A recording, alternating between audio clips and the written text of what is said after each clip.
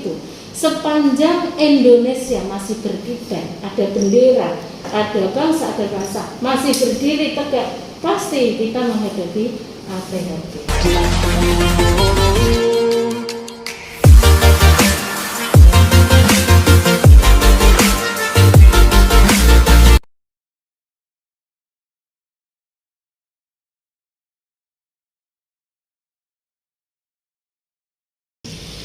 Makna wawasan kebangsaan itu cara pandang bangsa Indonesia terhadap diri dan lingkungannya, terutama terhadap bangsa dan negara.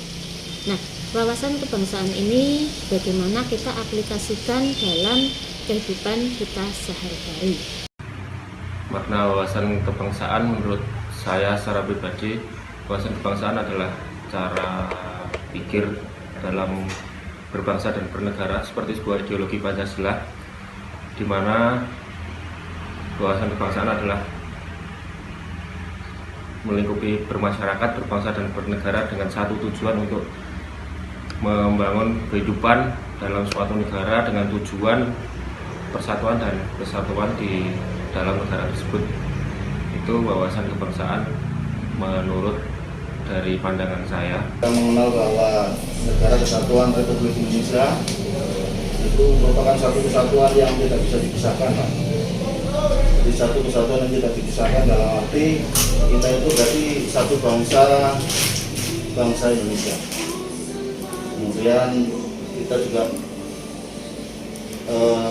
bernegara satu, negara Indonesia. Dan yang terakhir kita adalah tanah air satu, tanah air Indonesia. Kemudian ada lagi juga di dalamnya bahwa Negara Kesatuan Republik Indonesia adalah harga mati.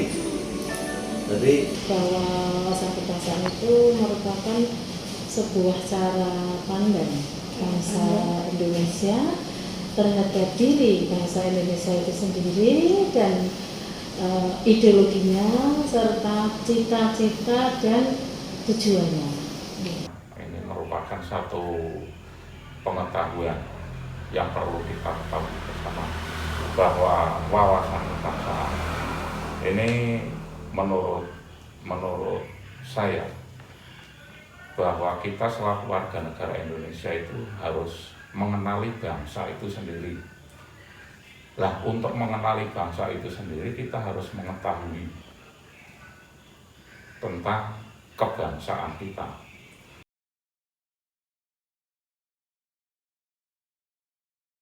Kaitannya dengan waktu-waktu tertentu atau kontemporer, kaitannya ATHG sangat ada bahwa ATHG itu sepanjang Indonesia masih berkibar, ada bendera, ada tanda-tanda, ada bendera, ada bangsa, masih berdiri tegak, pasti kita menghadapi ATHG. Yang saat ini kita bersentuhan langsung sampai dunia nyata adalah ATHG berupa pandemi COVID-19.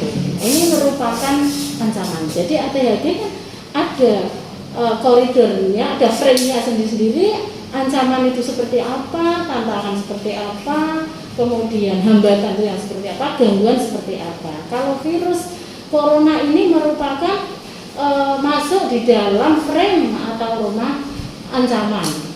Nah, jadi ancaman itu ada ancaman dari militer, ada ancaman yang berupa non militer. Kalau ancaman yang non militer itu adalah ancaman ipolexos bidangkang. Jadi ancaman terhadap ideologi, yaitu bergesernya ideologi dengan ideologi lain, ancaman politik, kemudian ancaman kondisi ekonomi, kemudian epolek, sosbud akan ancaman sosial, budaya, dan pertahanan keamanan. Nah, ancaman pertahanan keamanan itu dikategorikan dua lagi, Bu. Jadi ada ancaman yang berasal dari force majeure atau dari alam, kejadian alam seperti bencana, itu kan kita tidak tahu. Kemudian ancaman yang memang disetting oleh manusia itu sendiri ada. Nah, kalau hambatan Dan tantangan itu, kalau tantangan itu sebetulnya sebuah perilaku yang untuk menggugah untuk menggugah inovasi-inovasi daripada bangsa kita sendiri untuk menghadapi permasalahan itu. Contohnya KKN. KKN itu sejauh mana sih bangsa kita itu menghadapi KKN?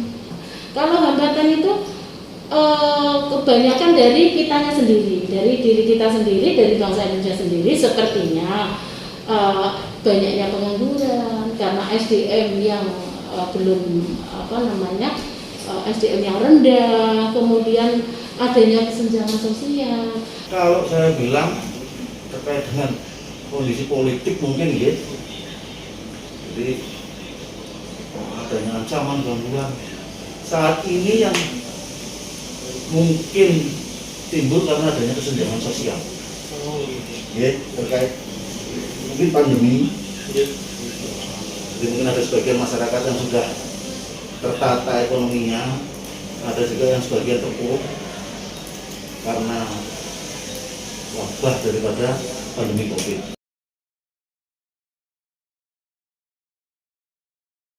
Kami selalu menancapkan program-program yang berkaitan dengan Iwasbank setiap tahunnya.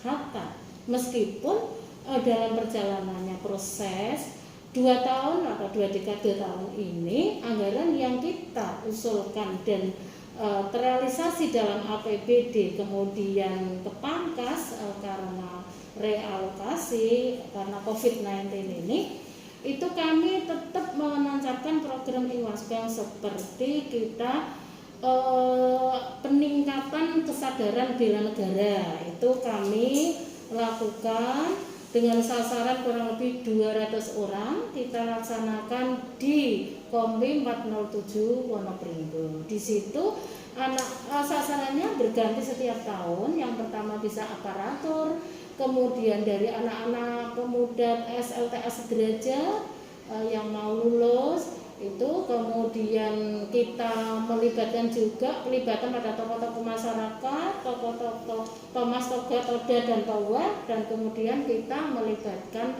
ormas-ormas yang ada. Jadi selalu berkelanjutan. Itu yang pertama. Yang kedua, kita menyelenggarakan upacara-upacara. Setiap tahunnya ada 13 kegiatan upacara Hari Besar Nasional dan Hari Besar Keagamaan. Itu sebenarnya salah satu bentuk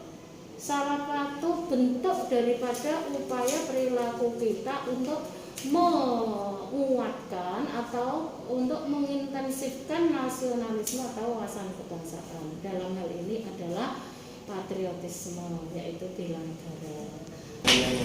Ini kebetulan momen yang bagus. Jadi saya sampaikan bahwa 1 Juli bertepatan hari ini, Pak. Ini adalah hari ulang tahun Bayangkara. Kami lahir 75 tahun yang lalu.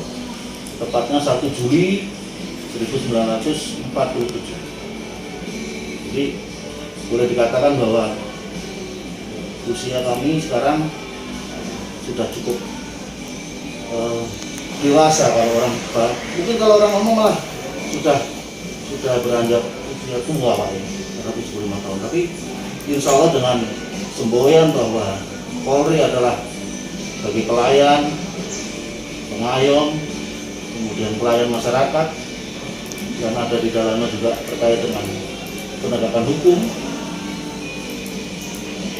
Kami dalam hal ini Polri selalu ingin mengabdi, memberikan yang terbaik untuk masyarakat, bangsa dan negara.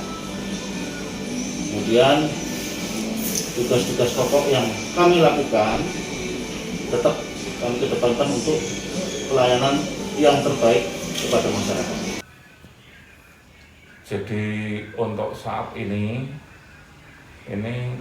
maksudnya kondisi saat ini ya, kondisi saat ini secara dunia maupun nasional, apalagi khususnya di desa ini, kita kan di sini selaku penggerak, otomatis kita mengenali daripada karakter masyarakat kita. Lah dengan adanya isu-isu yang berkembang saat ini yang masih merebak ini adalah tentang COVID-19.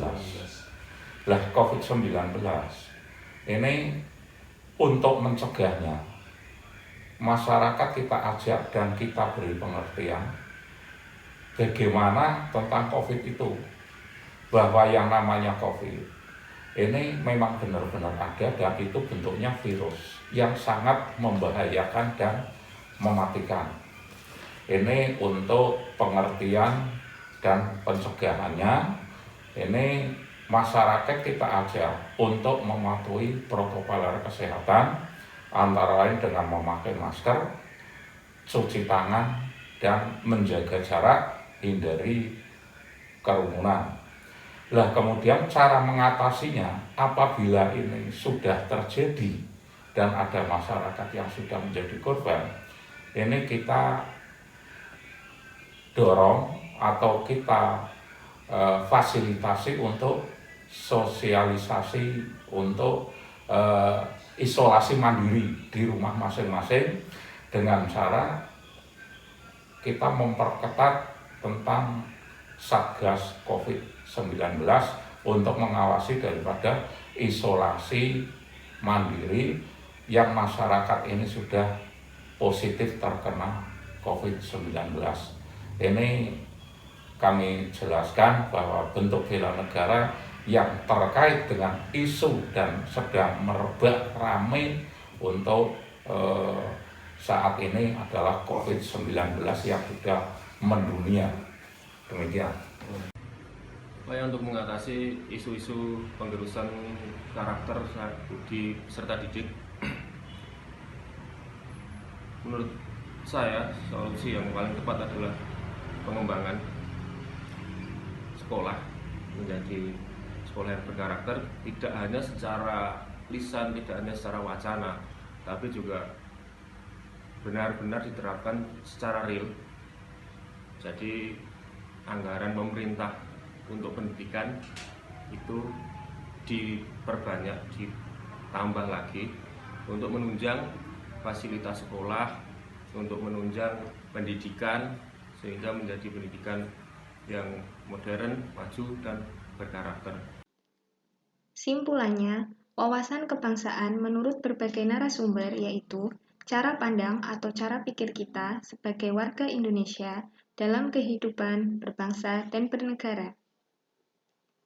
Selama bangsa Indonesia masih ada, akan selalu ada isu-isu yang menimbulkan AGHT, seperti sekarang yaitu ancaman virus corona, di luar hal lain seperti terorisme, narkoba, dan korupsi. Setiap orang mempunyai peranan penting dalam membela negara, apapun profesinya, pegawai Kesbangpol, guru, kepala sekolah, polisi, maupun masyarakat dengan melakukan hal kecil untuk menjaga keutuhan Indonesia.